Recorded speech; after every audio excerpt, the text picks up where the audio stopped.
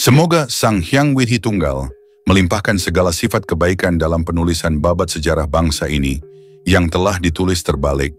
Semoga diberi kemudahan dan berhasil pranamyam siradewam, bukti mukti itartaya, prawasyatwa wijneya, brahmanam ksatriyadi, patayaswara. Semoga bebas dari segala kesalahan dan kekeliruan karena kurang pahamnya kami terhadap Purana Tatwa dalam upaya menyusun kembali catatan sejarah untuk mengingatkan para keluarga dan anak cucu kita, agar tidak buta melangkah karena sejarahnya telah dikaburkan, bahkan berupaya dihilangkan. Ajaran asli Nusantara bukan animisme atau dinamisme, juga tidak dan bukan dari India, tapi sudah berkeyakinan dan menganut faham satu Tuhan, bukan seperti sekte-sekte yang ada di India, yang berkonsep pada polytheism. Konsep Indianisasi Nusantara membuat tulisan sejarah bahwa kerajaan, candi-candi, bahkan budaya Bali Vianggap berasal dan berdasar ajaran India. Pembodohan sejarah sudah terjadi dan entah sampai kapan. Mari kita simak. Bali menyebut Tuhan dengan Acintya, Atintya. Dia yang tidak bisa dibayangkan, yang tak terpikirkan, yang tak terbayangkan. Ida Sang Hyang Widi Waca, bukan Krishna. Hyang adalah kata yang menunjukkan pengertian pemahaman tentang yang maha mutlak adanya, Tuhan, Tuhan yang Maha Esa, Hyang Widi Tunggal. Ajaran asli bangsa Nusantara terdahulu teridentifikasi bernama Dharma. Di masa lalu disebut ajaran Siwa Buddha.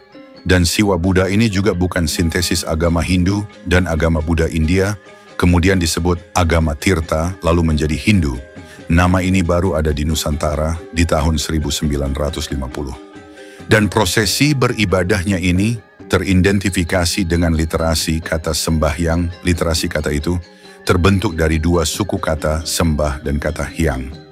Di Bali leluhur kita mengajarkan untuk sembahyang di pura, alam terbuka Trihita Karana, bukan di ashram, berdoa dengan Trisandya.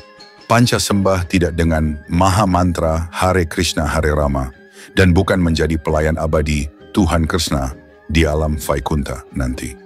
Terjadinya intervensi keyakinan oleh Sampradaya yang berbentuk organisasi transnasional kepada bangsa Indonesia yang beragama Hindu ini, memakai alur kata Hindu dalam tanda kutip, yang diinvasi dan kemudian dikonversi bukan Hindunya, tapi ajaran Dharma asli Nusantara ini, dan dampaknya adalah akan terjadi ketidaksesuaian dengan ideologi Pancasila, yang artinya tidak meyakini Tuhan yang Maha Esa, karena dewa bagi kami adalah manifestasi dari Ida Sang Hyang Widi atau Brahman.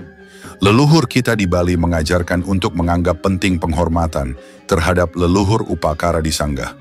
Pidharman, kahyangan 3 sat khayangan, dan ritualnya dari rong 3 atau sanggah kemulan.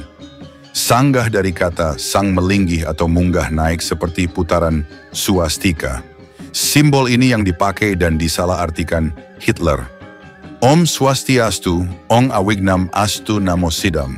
Studi akademik menunjukkan bahwa Hindu merujuk pada agama di India baru ada sekitar tahun 1830.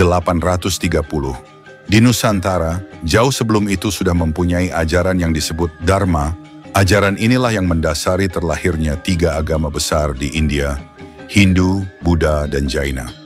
Di Nusantara, Belanda telah berperan meng-India-kan Bali, mendatangkan orang India ke Bali, mengkasta-kan Bali, tahun 1910. Karena pengaruh inilah banyak orang Bali tahun 1930 belajar ke India. Fakta akademik menunjukkan lain. Intelektual dan akademisi Bali berkesimpulan Bali lebih sempurna dari India. Begitu juga filosof Rabindranath Tagore. Agama di Bali pada awalnya bernama agama Tirta, kemudian menjadi Hindu Bali. Nama ini baru ditempel tahun 1950. Bali menyimpan sempurna ajaran asli Nusantara. Disinilah kelak pintu gerbang kembalinya kejayaan Nusantara lama. Kita percaya sejarah benar akan memutar siklus alami sejarah itu sendiri, mengungkap kebohongan penulisan sejarah yang telah dibengkokkan, dikaburkan, bahkan akan dihilangkan. Demi kembalinya sejarah benar dan mengulang kembalinya kejayaan Nusantara, bagikan video ini ke medsos kalian.